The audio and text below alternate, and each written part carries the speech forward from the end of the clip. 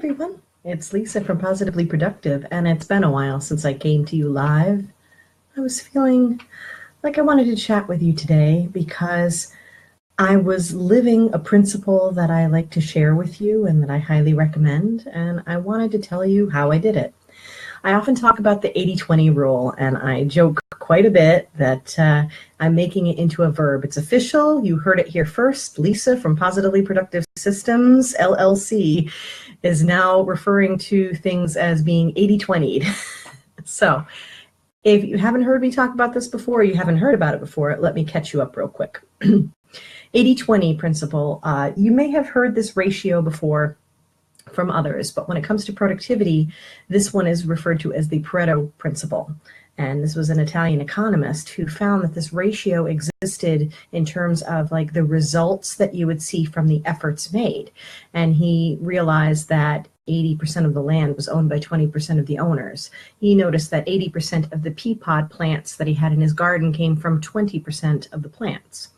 My favorite example I like to use that will be something you'll probably recognize is that 80% of what you wear is probably about 20% of what's in your closet or the clothes that you have.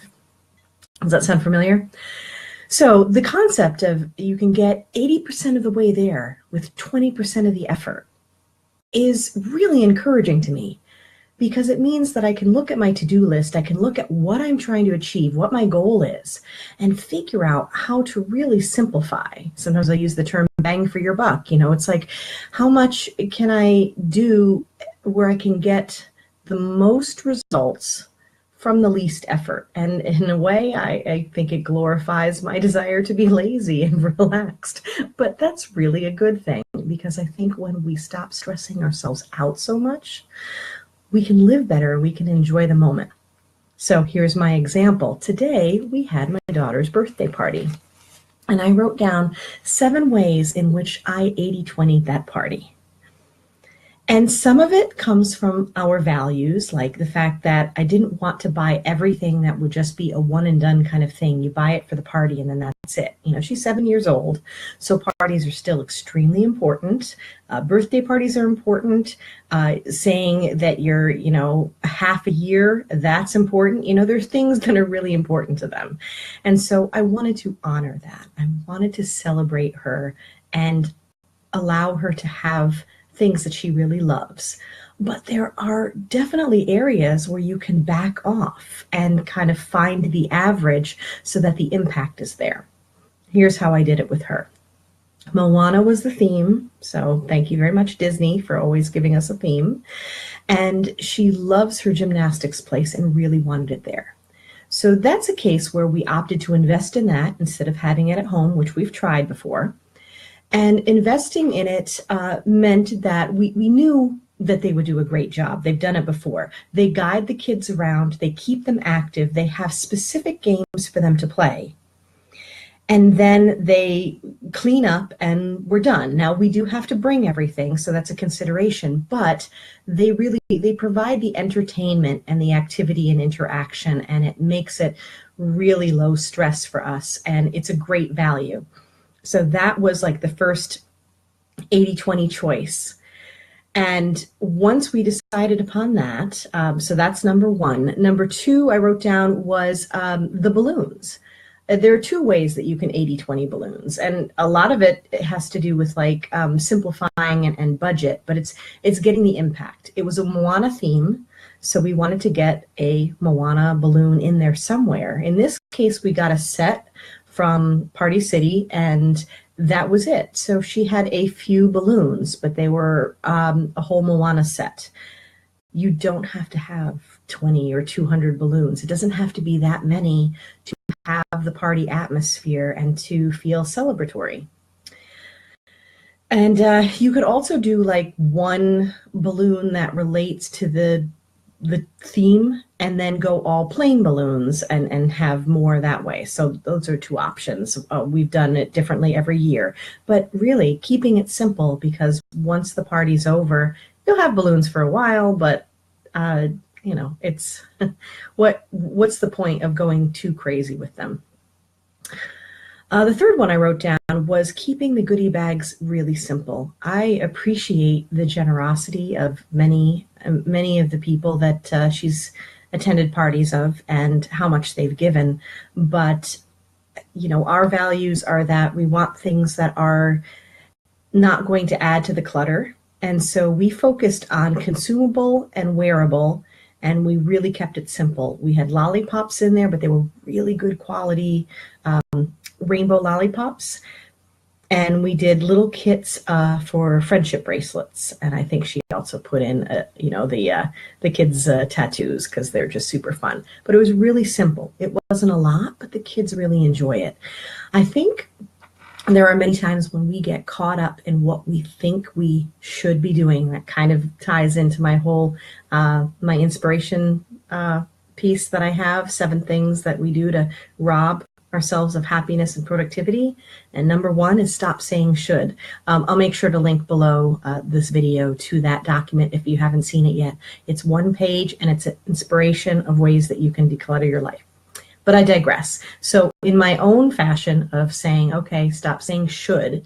What should we have? No. What do we want to have? Let's keep it simple and give the kids just a few little things that they'll really enjoy. I ordered a cake, which made my life a lot easier. She wanted a cookie cake. Why not? Go something different. Go something that you really enjoy. And then I was able to order it at the local store. And what I did was I got a fancy decorated one that was smaller and then an extra plain one. I took a cue from like weddings that do that, where you have the pretty cake that they cut and then you have the sheet cake in the back. So that's another way that we 80-20'd it. Now, this one kind of goes back to that whole should or how things are done. Sometimes you have to ask the question, how would we like to do it? Well, there's a tradition for most people who do this party where they go in and the kids run around and they have certain activities that they do in the gymnastics area. Then they come out, then they have pizza, and then they have cake. Leah has never been a huge fan of pizza. So we asked the question, well, what else could we do? Could we keep it simpler? I ended up making homemade popcorn and got these cute little bags at the dollar store, threw some popcorn in there. The kids loved it. Some popcorn, some water, some juice.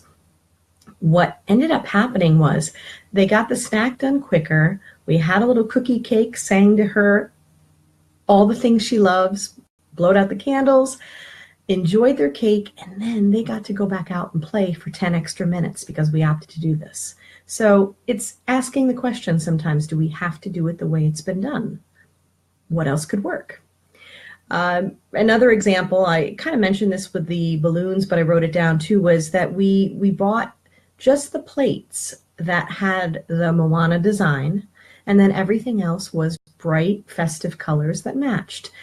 Again, this way we can reuse the items. This way we're not stressing over, do we have enough? If you mix and match that way, then you can bring extra napkins of different colors and you can use up things that you have. So it's both budget conscious and it also applies to the 80-20 rule of just keeping things simple and not stressing you out. That was the whole name of the game, to get this huge impact. Have her have a party that has her grinning from ear to ear, but me walking out of there without freaking out.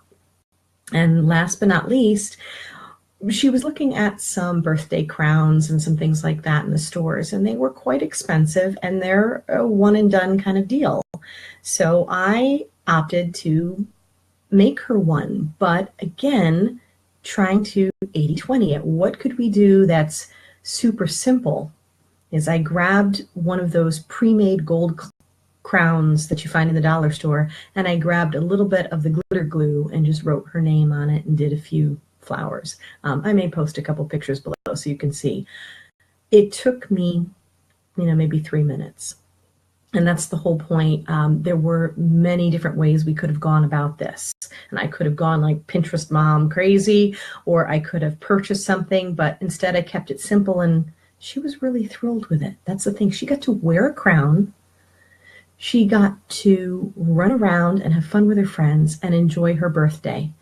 And I am sitting here having a cup of coffee, chatting with you and letting you know that it was the least stressful birthday I've had, and I can't tell you how long. I'm definitely getting better at these.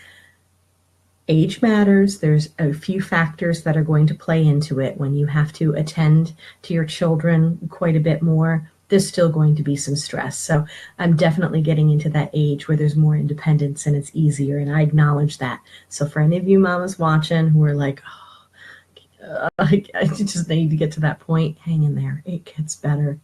But what I would encourage is that you look at where you want to go, whether it's a kid's birthday party or any other goal, and think about ways that you can still get the effect and the feel and keep true to your values, but keep it simple and not stress so much.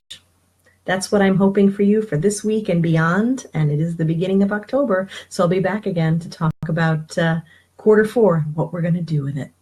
Take care, everybody. Stay positive. Be positively productive. I'll see you next time. Bye.